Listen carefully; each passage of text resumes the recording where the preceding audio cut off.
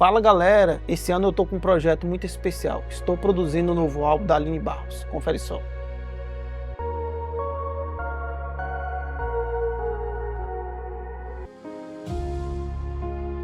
Produzir um álbum assim é uma grande responsabilidade. Ano passado a gente passou meses escolhendo as músicas.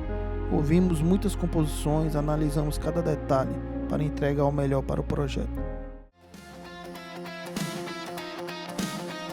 Antes da gravação oficial, eu construo as pressas. Eu testo timbres, busco atmosferas e organizo os arranjos. Eu penso em cada detalhe para que a música tenha direção. Depois disso, reunimos músicos muito especiais. Eu mostro a direção e cada um acrescenta sua sensibilidade. É assim que as canções ganham ainda mais vida. Para mim, esse projeto não é só um álbum. É uma mensagem preparada para as nações.